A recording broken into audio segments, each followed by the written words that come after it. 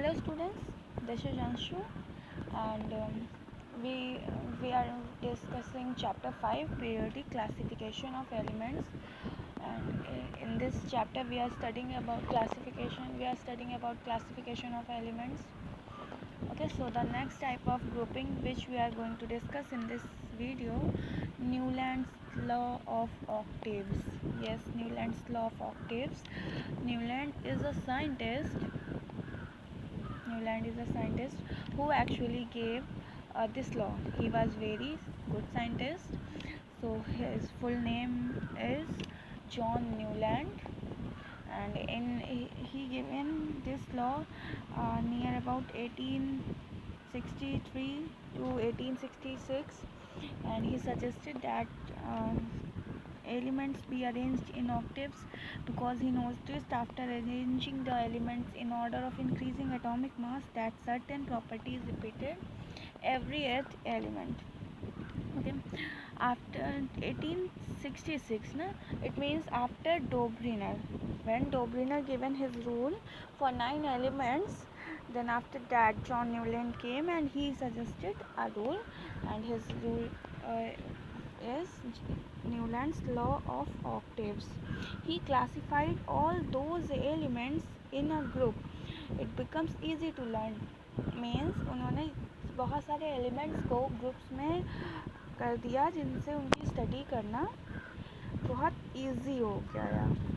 Okay, and in 1866 there were 56 elements were known, and that was very good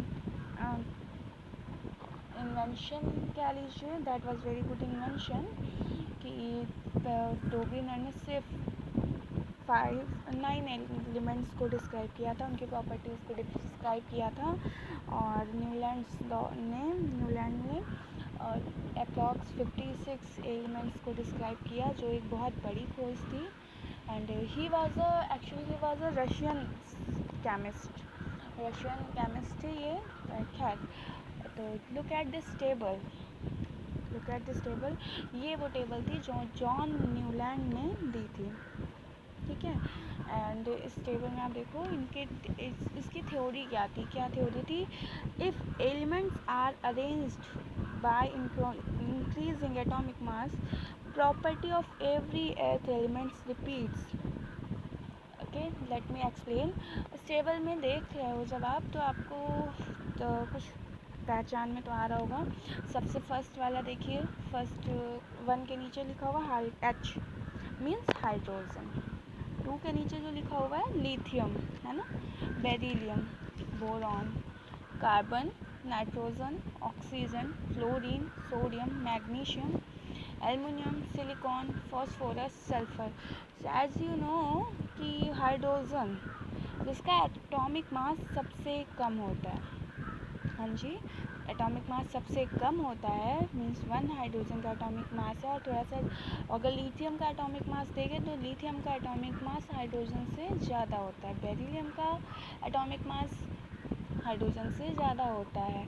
अब सबसे last में दिया हुआ है थोरियम, मीन्स थोरियम का एटॉमिक मास जो है वो सबसे ज़्यादा है. तो हाँ, इनका जो रूल था, कॉन्सेप्ट था, वो ये था कि if elements are arranged by increasing atomic mass, अगर एलिमेंट्स को प्लेस किया जाए किसी टेबल में या उनको अरेंज किया जाए उनके एटॉमिक मास के इंक्रीजिंग ऑर्डर में. ओके, तो क्या होगा, property of every eighth element repeats. Means जो यहाँ पे देखिए 1 2 3 कॉलम्स, कितने कॉलम्स है टोटल 7. इट मीन्स क्या है, सबकी 7 कॉलम्स में जितने भी हैं सबकी प्रॉपर्टीज़, 7 कॉलम्स की प्रॉपर्टीज़ अलग अलग हैं. ओके, बट जब वापस 1 to 7 एटॉमिक मास तक के नंबर्स जो होते हैं एलिमेंट्स, उनकी प्रॉपर्टीज़ सेम होती हैं. लेकिन जैसे ही वापस 8th नंबर पे हम पहुंचते हैं तो वो प्रॉपर्टीज़ रिपीट होने लगती हैं. तो यही इनका बेसिक रूल था कि if elements are arranged by increasing atomic mass, property of every 8 elements repeats. So as you can see, hydrogen, fluorine, chlorine, ठीक है, इनमें क्या है, इस फर्स्ट ग्रुप में इनकी प्रॉपर्टीज़ सेम है. ब्रोमीन, इनकी प्रॉपर्टीज़ सेम है. सेकंड अगर ग्रुप देखें lithium, sodium, potassium, copper, rubidium, तो इनकी प्रॉपर्टीज़ सेम होती हैं। बेरिलियम, मैग्नीशियम, कैल्शियम, जिंक, इनकी प्रॉपर्टीज़ सेम है। तो एक जो कॉलम है जिन्हें हम ग्रुप कहते हैं, एक ग्रुप में सेम प्रॉपर्टी वाले एलिमेंट्स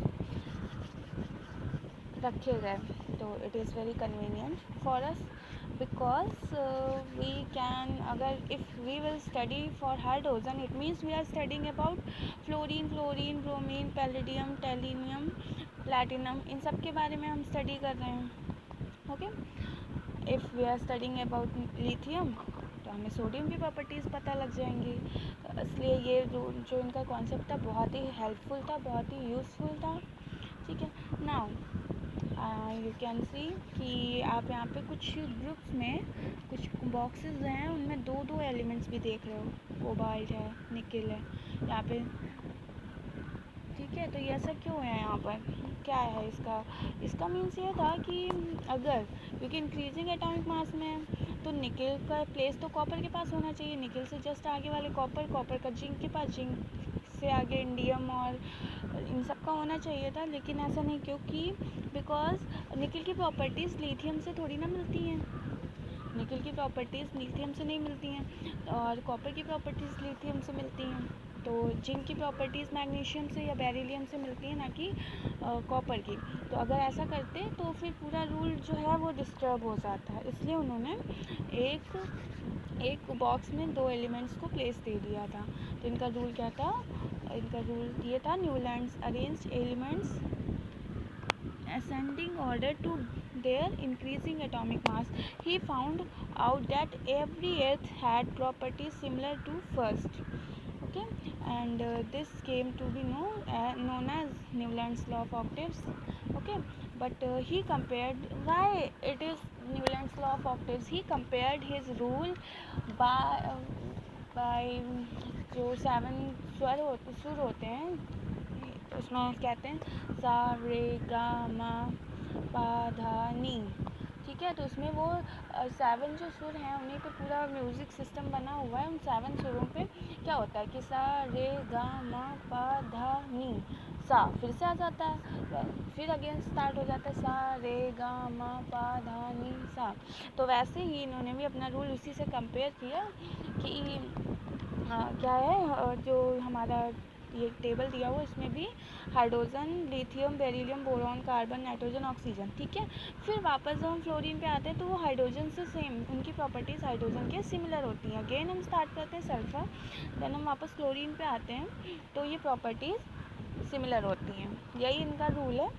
और इसमें कुछ क्या हुआ आगे, ये क्यों, क्या प्रॉब्लम्स नहीं इसमें, तो बाकी जब इन्होंने ये कॉन्सेप्ट दिया, इसके बाद कुछ और साइंटिस्ट ने स्टडी की and they found that was not useful, as you can see, because you are seeing calcium आप देख रहे हो। ठीक है, कैल्शियम तक ये प्रॉपर्टीज़ यूज़फुल थी, सारी प्रॉपर्टीज़ लग रही थी, लेकिन आफ्टर कैल्शियम ये प्रॉपर्टीज़ यूज़फुल नहीं थी।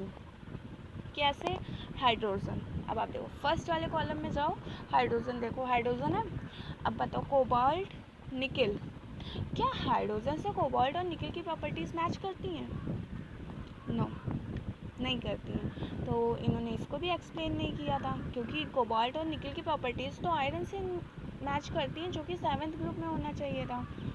ठीक है, तो इस वजह से कुछ ऐसे ही उनके जो लिमिटेशंस रहे, लिमिटेशंस की वजह से ये रूल सक्सेसफुल नहीं रहा। क्या लिमिटेशंस थे? Law of octave was only applicable up to calcium, as after every eighth element did not have same properties to that of first. Means कहने का ये है कि कैल्शियम के बाद अगर हम आगे बढ़ें तो जो प्रॉपर्टीज़ थी वो किसी की प्रॉपर्टीज़ सेम नहीं थी।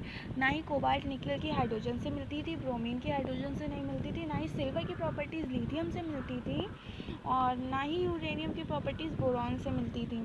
ठीक है, अब और ना ही रुबिडियम की प्रॉपर्टी ऑक्सीजन। अब आप लास्ट 7th वाले ब्लॉक में देख लीजिए कि आयरन, सबको पता है आयरन क्या होता है, लेकिन उसमें फर्स्ट एलिमेंट दिया हुआ है ऑक्सीजन। तो आयरन और ऑक्सीजन एक दूसरे से कहाँ से कंपेयर हो सकते हैं, उनकी प्रॉपर्टीज़ कहाँ से सेम है ना? वो मेटल है, वो आपका गैस, नॉन मेटल गैस में आता है, तो ये आपका फर्स्ट हो गया कि after calcium it was not applicable as he given. Next, he assumed that only 56 elements and no more elements were to be discovered. इस टेबल में आप देखो इन्होंने कोई भी स्पेस नहीं छोड़ा हुआ है और आज हम 118 एलिमेंट्स की स्टडी कर रहे हैं, लेकिन उन्होंने उस टाइम जो दिया उस टाइम 56 एलिमेंट्स थे, उसके बाद उन्होंने अपनी टेबल में स्पेस तक नहीं दिया हुआ था. तो ये इनका डिसएडवांटेज था, ये लिमिटेशन थी. In order to fit elements into the table, Newlands adjust two elements like cobalt and nickel in the same slot and also put some unlike elements under the same node. So this law only worked well with lighter elements, hence it was not applicable with elements have atomic mass above 40. ये छोटे elements में जिनका atomic mass कम था उनके लिए applicable था, और after 40 जो कि कैल्शियम का एटॉमिक मास होता है, कैल्शियम के बाद ये एप्लीकेबल नहीं था. ओके, सो ये कुछ लिमिटेशंस थे आपके न्यूलैंड्स लॉ के. और न्यूलैंड्स लॉ क्या था, अगेन आई एम रिपीटिंग कि if elements are arranged by increasing atomic mass, property of every eighth element repeats.